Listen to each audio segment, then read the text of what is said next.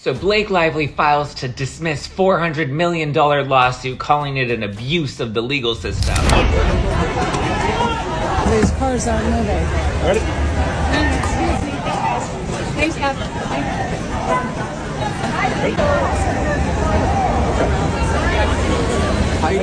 During a high-profile legal proceeding, Blake Lively appeared visibly upset following a series of incisive remarks from a seasoned lawyer. Witnesses described the moment as a stark departure from her typically composed and poised demeanor. The atmosphere in the courtroom shifted dramatically as the lawyers pointed. Commentary not only questioned Lively's credibility but also seemed to touch on deeply personal matters. Observers noted that, despite her usual calm and polished public image, Lively seemed unable to hide her frustration as the tense exchange unfolded. This week, Ryan Reynolds also filed to dismiss the lawsuit, but what does it mean? So this is specifically referring to Justin Baldoni's lawsuit against them. They want the judge to dismiss Baldoni's lawsuit against them, like saying, hey judge, we don't deserve to be sued. Can you please just get him away from us? Her publicist Leslie Sloan and the New York Times have also filed motions to dismiss, but why is this so important right now? Because the judge just settled the protective order dispute, which means the next phase is to move into discovery, which means digging up the text messages, digging up the emails, deposing people, Taylor Swift.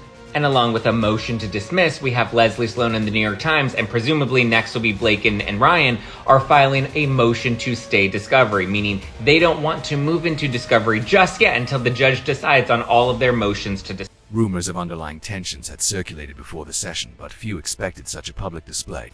The incident has since ignited debate among legal experts and fans alike, with many questioning whether the outburst was a calculated move or an unguarded moment of genuine emotion.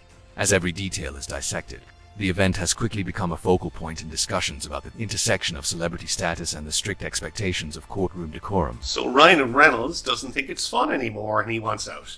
Hi, my name is Nigel Burns. I'm a trial lawyer in Southern California. That's right. Ryan Reynolds has asked a judge to dismiss him from the Justin Baldoni, Blake Lively lawsuit, saying that there are no legal grounds for any claim against him, and basically the claim against him by Baldoni amounts to hurt feelings. Now, many people would say all of this lawsuit or lawsuits is about hurt feelings and not much more, but that's why Ryan is wanting to get out of the party now and saying no more fun and games for him with this. We'll see. The proceedings began like any standard case, with both sides meticulously presenting their arguments. Blake Lively, representing her interests in a matter that had already attracted significant public attention, appeared composed and focused at the outset. However, as the session progressed, the opposing lawyer's strategy shifted noticeably. His opening statements, though measured, carried an undercurrent of pointed criticism that subtly intensified the already charged atmosphere in the courtroom. And it does raise in my mind the question of, would that be enough to overcome the fair reporting privilege? It might be. Yeah, and I think when we had talked with Zach Peter several weeks back, the question had come up, and I think Zach was, in tune to this. He says, why was the CRD complaint even filed? And then they go to New York, the Southern District of New York, and file a lawsuit up there. Your comment at the time was what? It seems like they filed in California because we have a very liberal statute that gives you the litigation privilege. So now Lively's covered under the litigation privilege. And then you go to New York because you can report it under the fair reporting privilege. According to multiple accounts, his line of questioning was direct and unrelenting, deliberately highlighting inconsistencies in Lively's testimony and casting doubt on the credibility of her statements. As he continued, his remarks became increasingly sharp, veering beyond professional critique to imply personal failings and insinuations that many felt had little relevance to the legal matter at hand. They're not. Their egos are too big. They're not smart, Stu. If they were smart, they would have settled. They're not smart. And it's $400 million. And Ryan Reynolds has that money from the sale of mid-roll. It's funny because Justin Baldoni sued him for just over what they're worth. Really? But that attorney scares the shit out of me. Right? Yeah. For me. Oh my and God. They're like, usually a judge, especially, and attorneys would be like, do not play this out in the press. And Baldoni's attorney is like, we're playing this out in the press. You're going to insinuate about us? We're just going to show the text. Yeah. No, he's dead right, because you know what? The court of public opinion is really what matters in Hollywood. It just does. It doesn't matter about money, like giving them 50 million, 60 million. It's just reputation. And he was so smart in doing that website, showing all the text. And I'm sorry, like when people say you've done something wrong or like whatever, I've been there. It's like, great, show me the text. Yeah. Show me what I did. Show me the screenshots. There's none because it never happened. Exactly. She can't show. He can show. Observers noted that Lively's initial reactions were subtle, a slight clenching of the jaw, a brief pause before answering, but these restrained cues gradually gave way to visible signs of mounting irritation. Her hands, typically resting calmly on the table, began gesturing with increasing emphasis, as if to reinforce the force of her rebuttals. It was at this critical moment that the lawyer, seemingly attuned to every shift in her demeanor, delivered a particularly scathing remark. His comment not only targeted her legal strategy but also alluded to past controversies, striking a nerve. Eyewitnesses described this as the tipping point, when the cumulative weight of his pointed remarks clearly shook her composure. Maya Schachter. She is a very experienced intimacy coordinator who did not work on It Ends With Us, but she brings a lot of first-hand knowledge and wisdom. And she said something that really got me thinking and resonated. After reading text messages between them that they each included in their respective lawsuits, this intimacy coordinator says, quote, "From reading their text messages, I do sense that at one point there was genuine affection between them and what felt like a friendship. In my experience, when an actor says, I don't need to meet the intimacy coordinator until we're shooting, as much as it hinders my process, it does typically indicate that they trust their scene partner. And those texts made me think that at one point, she did feel a lot of trust with him. And you know what? I actually agree with her." In the minutes that followed, the courtroom transformed into a stage for a tense and emotionally charged exchange. While the lawyer maintained a clinical, almost detached tone, the weight of his words reverberated throughout the room. Lively's defense, meticulously crafted and supported by extensive documentation, began to falter under the relentless strain of his pointed, personal jabs. Court reporters noted that his strategy seemed aimed not just at winning the case, but at dismantling the celebrity's entire narrative. As the dialogue escalated, Lively's composure, once carefully preserved, began to crack. Her responses, initially measured and precise, gave way to impassioned rebuttals that echoed through the otherwise silent courtroom. It's a delay tactic. It seems like they don't want to move into discovery, probably because discovery is going to get very messy. Again, the text messages, the emails, we're going to get into all the records, we're going to get into the depositions. Taylor Swift, Hugh Jackman, Bradley Cooper. You know for a fact Brian Friedman is coming for all of them in the depositions. Now, why might Khaleesi and her dragons want to delay the discovery process?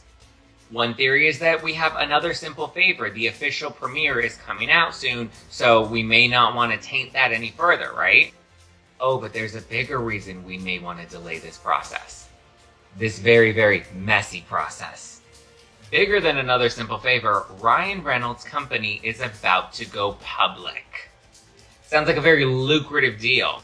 Now, we wouldn't want to hurt any chances of a really big sale by having messy details about this messy lawsuit come out. Those familiar with Lively's public persona noted that her courtroom demeanor marked a sharp departure from the polished, carefully curated presence she typically displays in media appearances and interviews. Gone were the rehearsed, measured responses, in their place was a raw, unfiltered expression of frustration that revealed a more vulnerable side. Some legal analysts speculated that the opposing lawyer's strategy was intentionally provocative, aimed at eliciting a reaction that could later be framed as emotional instability, potentially undermining her credibility. Meanwhile, members of the public, following the proceedings through various media outlets, quickly took to social media to share their interpretations, fueling a narrative that blurred the line between legal scrutiny and personal vendetta. For Blake Lively to drop this freaking amendment. Okay, am I the only person with their hands raised? Are you guys just here to plagiarize because you know I went through every line like a complete psycho? That's perfectly fine. I just want you guys to know rather that if you're here because you think there's some bombshell in here,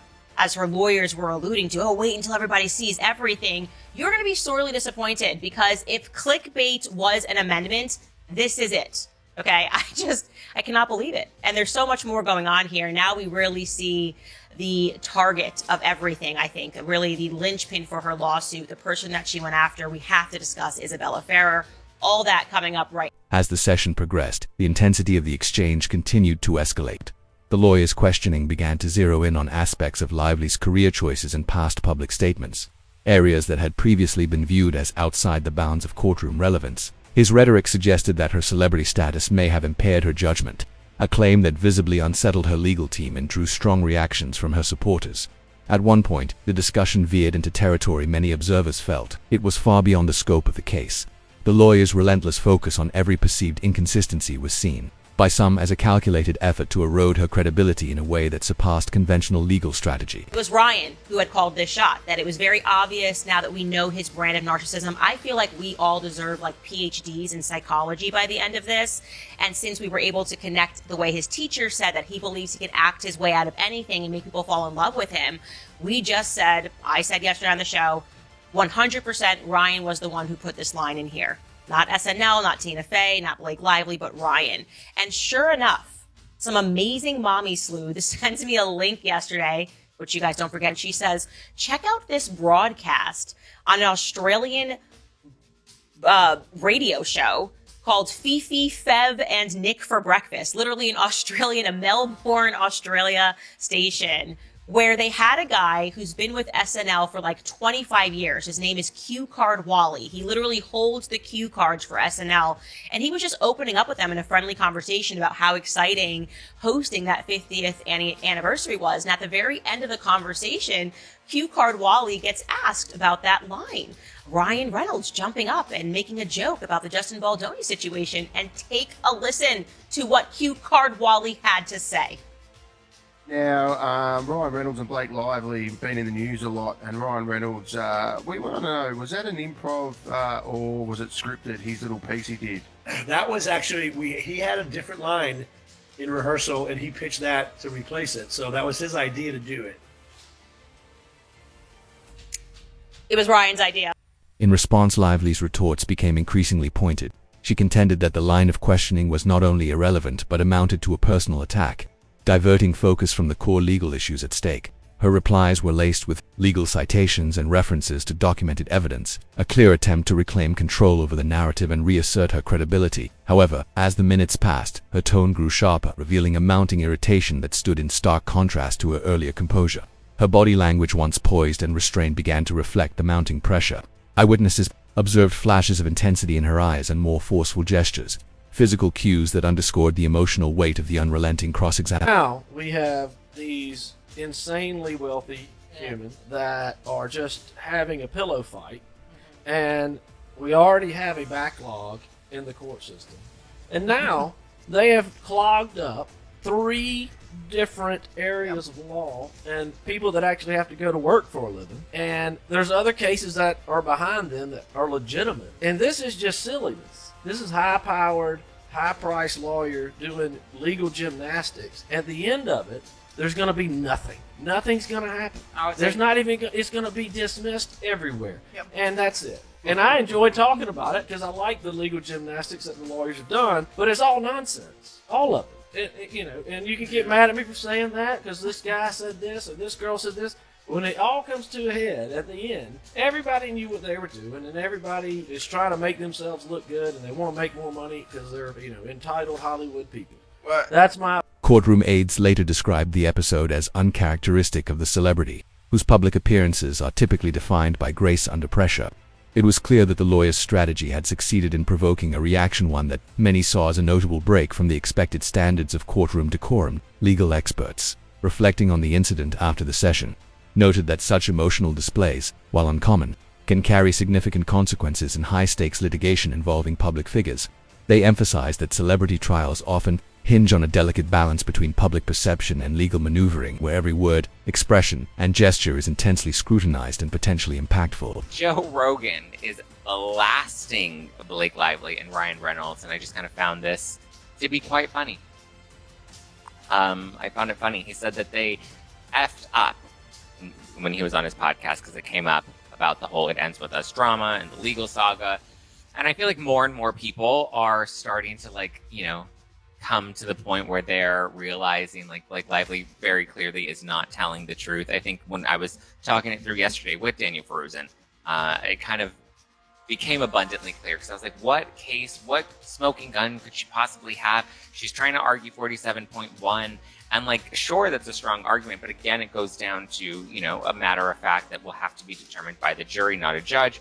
Very same sentiment that was echoed by Harvey Levin when he was on TMZ. And he's like, these are matters of, you know, these are questions of fact, and questions of fact are for the jury, not for the coconut tree, not for the judge.